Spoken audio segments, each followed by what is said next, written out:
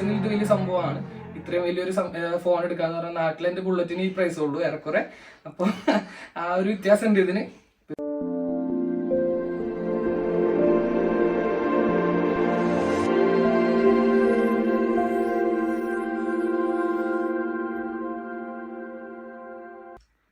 Hello guys, welcome back to Outlaw Studios. അപ്പോൾ പുതിയൊരു വീഡിയോയിലേക്ക് എല്ലാവർക്കും സ്വാഗതം. അപ്പോൾ ഞാനിന്ന് വന്നിരിക്കുന്നത് കുറച്ച് ഡിഫറെൻ്റ് ആയിട്ടുള്ള ഒരു വീഡിയോ ആണ്. അതായത് എൻ്റെ ഏറ്റവും പുതിയ കമ്പാനിയൻ, എൻ്റെ ഏറ്റവും പുതിയ ഗാഡ്ജറ്റായ S23 അൾട്രയുടെ ഒരു അൺബോക്സിംഗ് വീഡിയോ ആയിട്ടാണ് ഗൈസ് ഞാൻ ഇന്ന് വന്നിരിക്കുന്നത്.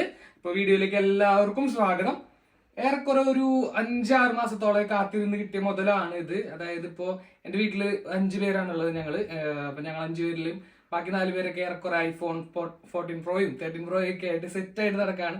അപ്പൊ തൊട്ട് ഞാൻ ഓങ്ങി വെച്ചതാണ് ഇത്. അപ്പോൾ അത് കഴിഞ്ഞപ്പോൾ ഈ വേൾഡ് കപ്പിന്റെ ടൈമൊക്കെ വന്നല്ലോ, ആ ടൈമിലൊക്കെ ഈ സൂം ചെയ്തിട്ട് കളിക്കാരുടെ വീഡിയോ ഒക്കെ എടുത്ത സമയത്ത് തൊട്ട് എനിക്ക് ഭയങ്കര ടെംപ്റ്റേഷൻ ആയിരുന്നു S22 എടുക്കാനായിട്ട് ഗാലക്സിയുടെ.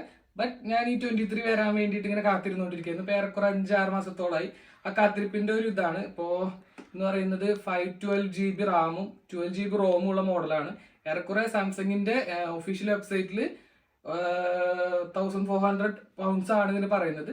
ബട്ട് നമ്മൾ ക്രെഡിറ്റ് ഉള്ള രീതിയിൽ എടുത്തിരിക്കുന്നതുകൊണ്ട് അതിൽ കൂടുതൽ എമൗണ്ട് വരും. ഏറെക്കുറെ ഒരു 1700 അടുത്ത് നമുക്ക് എമൗണ്ട് വരുന്നതാണ്. അപ്പൊ അങ്ങനെ എടുത്തിരിക്കുന്ന S23 ആണ് ഇത്.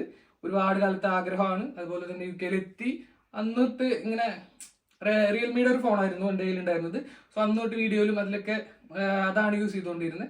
അന്നോട്ടുള്ള ഒരു ആഗ്രഹമാണ് S23 അല്ലെങ്കിൽ S22 എടുക്കണം. കാരണം എന്താണെന്ന് വെച്ചാൽ എനിക്ക് ആൻഡ്രോയിഡിൽ നിന്ന് മാറി iOS-ലേക്ക് പോകാൻ വലിയ താല്പര്യം ഉണ്ടായിരുന്നില്ല. അതുകൊണ്ടാണ് ഇപ്പോൾ S23 എടുത്തത്. പിന്നെ നിങ്ങളിപ്പോൾ ഏറെക്കുറെ കേട്ടിട്ടുണ്ടായിരിക്കും, അതായത് S23യുടെ അൺബോക്സിംഗ് പരിപാടിയൊക്കെ ഒരുപാട് പേര് ചെയ്തിട്ടുണ്ട്. അപ്പോൾ അതിലൊക്കെ നിങ്ങൾ കണ്ടിട്ടുണ്ടായിരിക്കും.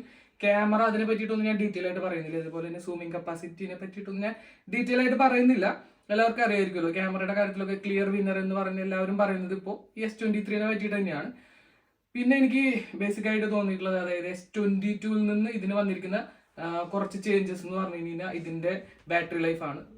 5000 mAh ബാറ്ററി തന്നെയാണെങ്കിലും അന്യായ ബാറ്ററി ലൈഫാണ്. അതുപോലെ തന്നെ ഇപ്പോൾ ഈ വീഡിയോ എടുക്കുമ്പോഴുള്ള അതിന്റെ സ്റ്റാറ്റിക് സ്റ്റെബിലിറ്റി അതൊക്കെ വളരെയധികം ഇമ്പ്രൂവ് ആയിട്ടുണ്ടെന്നാണ് നന്നായിട്ട് അറിയാവുന്ന ടെക് ചെയ്യുന്നവർ, ഇപ്പോൾ മാർക്കസ് ബ്രൗണിലെ പോലുള്ളവരൊക്കെ പറഞ്ഞിരിക്കുന്നത്. ഞാൻ അതിനെപ്പറ്റി ഡീറ്റെയിൽ ആയിട്ടൊന്നും പറയുന്നില്ല. എനിക്ക് ജസ്റ്റ് ഇതിന്റെ അൺബോക്സിംഗ് വീഡിയോയിലേക്ക് പിന്നെ കടക്കാൻ പോവാണ്. ഓക്കെ, ഇത് S23 അൾട്രയുടെ ഫാൻറ്റം ബ്ലാക്ക് കളറാണ് നമ്മൾ വാങ്ങിച്ചിരിക്കുന്നത്. ഇതുകൂടാതെ ബേസിക്കലി 4 കളേഴ്സാണ് നമുക്ക് അവൈലബിൾ ആയിട്ടുണ്ടായിരുന്നത്. ഗ്രീന്, ലാവൻഡർ, അതുപോലെ തന്നെ ക്രീമാണ്. So men always go with black എന്നാണല്ലോ. And this is my most awaited S23 Ultra guys.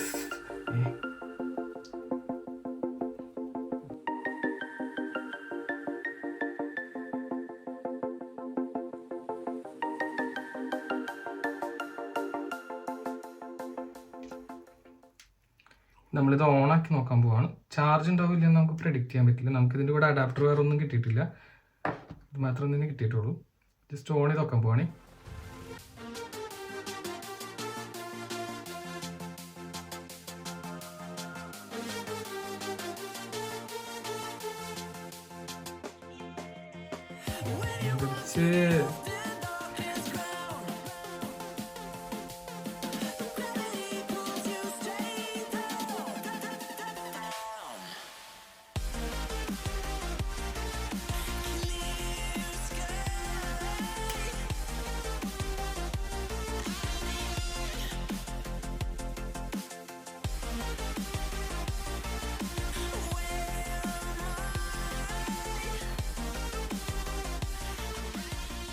Okay guys, അപ്പോൾ ഇതാണ് എൻ്റെ 200 MP മെഗാപിക്സൽ ക്യാമറ. അതായത് സൂമിങ് കപ്പാസിറ്റിനെ പറ്റിയിട്ട് ഇനി പ്രത്യേകിച്ച് എടുത്തു പറയേണ്ട കാര്യമൊന്നുമില്ലല്ലോ. അപ്പം അതിൻ്റെ ഒരു ടെസ്റ്റും കൂടി ഞങ്ങൾ എന്തായാലും ഇതിൻ്റെ അവസാനം വെക്കുന്നതായിരിക്കും. പിന്നെ ഇതിൻ്റെ കൂടെ നമുക്ക് എന്തൊക്കെയാണ് കിട്ടിയിരിക്കണമെന്ന് വെച്ചിട്ടുണ്ടെങ്കിൽ ബോക്സിലുണ്ടായിരുന്നത് ജസ്റ്റ് നമുക്ക് വലിയ കാര്യമായിട്ടുള്ള സംഭവങ്ങളൊന്നുമില്ല. ഓക്കെ, ഇതൊരു അഡാപ്റ്റർ ഉണ്ട്. ഇത് just quick guide, start guide. ഇതുകൂടാതെ ഒരു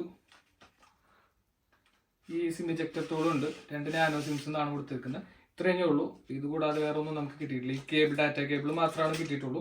ഇതിന്റെ അഡാപ്റ്റർ നമ്മൾ സ്പെഷ്യലായിട്ട് വേറെ വാങ്ങണം. അതെല്ലാ ഫോൺസിനും അങ്ങനെ തന്നെയാണ്. ഇപ്പോൾ ഇവന്മാരുടെ ഐഫോൺ എടുത്തപ്പോഴും ഇതുപോലെയൊക്കെ തന്നെയായിരുന്നു. ഈ സംഭവം മാത്രം തന്നെയാണ് നമുക്ക് കിട്ടുള്ളൂ. പിന്നെ ഭയങ്കര സിമ്പിൾ ഡെലിവറി ആണ്. അതായത് ഇപ്പം ഞാൻ ഇന്നലെ പോയിട്ട് ഓർഡർ ചെയ്തോളൂ, ഇന്നത്തേക്ക് സംഭവം വന്നു. വളരെ സിമ്പിൾ സംഭവമാണ്. ഇപ്പോൾ ഒരുവിധം നിങ്ങൾക്ക് എല്ലാവർക്കും അറിയായിരിക്കും UK എത്തിക്കഴിഞ്ഞാൽ അപ്പോഴേക്കും എല്ലാവരും ഐഫോൺ എടുക്കുന്നത് അല്ലെങ്കിൽ ഇതുപോലുള്ള പ്രീമിയം ഫോൺസ് എടുക്കുന്നതിനുള്ള മെയിൻ സംഭവം എന്താണെന്ന് വെച്ച് കഴിഞ്ഞാൽ നമുക്കിവിടെ ക്രെഡിറ്റ് ആയിട്ട് സംഭവം കിട്ടും. വളരെ സിമ്പിൾ ആയിട്ട്. ഇപ്പൊ എനിക്കെന്ന് പറഞ്ഞു കഴിഞ്ഞാൽ ഏറെക്കുറെ 48 പൗണ്ടാണ് 1 മന്ത് ഇതിന് കൊടുക്കേണ്ടി വരുന്നത്. അതായത് നമ്മുടെ നാട്ടിൽ 5000 രൂപയ്ക്ക് താഴെയാണത്. നമ്മുടെ നാട്ടിലൊന്ന് ആലോചിച്ച് നോക്കിയിട്ട് നമ്മൾ ഐഫോൺ എടുക്കാൻ പോയി കഴിഞ്ഞാൽ ഇതിന് പ്രത്യേകിച്ച് ഒരു സംഭവം വേണ്ട. നമ്മളിവിടെ വന്നിട്ട് ഇപ്പോൾ ഒരു HSBC അല്ലെങ്കിൽ ലോയിഡ്സ് അല്ലെങ്കിൽ ബാർക്ലേസ് പോലുള്ള ഒരു ബാങ്കിൽ ഒരു അക്കൗണ്ട് തുടങ്ങാം. ജസ്റ്റ് അത് കഴിഞ്ഞ് നമ്മളിപ്പോൾ ഡയറക്റ്റ് ഡെബിറ്റ് ആയിട്ട് സെറ്റ് ചെയ്യുന്ന ഗ്യാസിന്റെ ബില്ലൊക്കെ അല്ലെങ്കിൽ കറണ്ട് ബില്ല് ഇങ്ങനത്തെ സംഭവങ്ങളൊക്കെ ഡയറക്റ്റ് ഡെബിറ്റ് ആയിട്ട് നമ്മൾ സെറ്റ് ചെയ്ത് കഴിഞ്ഞാൽ നമുക്ക് ക്രെഡിറ്റ്, അതായത് ക്രെഡിറ്റ് സ്കോർ എന്ന് പറയുന്ന സംഭവമുണ്ട്. എല്ലാ ബാങ്കിന്റെ ആപ്സിലും നമ്മുടെ ക്രെഡിറ്റ് സ്കോർ നമുക്ക് ചെക്ക് ചെയ്യാം. അല്ലെങ്കിൽ ഇത് കൂടാതെ നമ്മുടെ ക്രെഡിറ്റ് സ്കോർസിനെ ചെക്ക് ചെയ്യാൻ വേണ്ടിയിട്ട് കുറച്ച് ഏജൻസികളൊക്കെ ഉണ്ട്. അതൊക്കെ വെച്ചിട്ട് നമ്മുടെ ക്രെഡിറ്റ് സ്കോർ നമുക്ക് ഉണ്ടെങ്കിൽ നമ്മൾ ഇത് തിരിച്ചടക്കാൻ കേപ്പബിൾ ആണെന്ന ഒരു ക്രെഡിറ്റ് ചെക്ക് നടത്തും. അതിൽ നമ്മൾ പാസ്സായിട്ടുണ്ടെങ്കിൽ നമുക്ക് ഇതുപോലത്തുള്ള ഫോൺസ് ഒക്കെ സുഖമായിട്ട് എടുക്കാം. അപ്പോൾ ഇത് വലിയ സംഭവമൊന്നുമല്ല, ബട്ട് പേഴ്സണലി ഇത് വലിയ സംഭവമാണ്. ഇത്രയും വലിയൊരു ഫോൺ എടുക്കാന്ന് പറഞ്ഞാൽ നാട്ടിൽ എൻ്റെ ബുള്ളറ്റിന് ഈ പ്രൈസ് ഉള്ളൂ ഏറെക്കുറെ. അപ്പോൾ ആ ഒരു വ്യത്യാസം ഉണ്ട് ഇതിന്. ഇത് വലിയൊരു സംഭവമാണ് എന്നെ സംബന്ധിച്ചിടത്തോളം. അപ്പോൾ ഇനി മുതൽ ഔട്ട്ലോ സ്റ്റുഡിയോസിന്റെ വീഡിയോകൾ HD ദൃശ്യമികവോടുകൂടി നിങ്ങൾക്ക് കാണാവുന്നതാണ്. ഓക്കെ.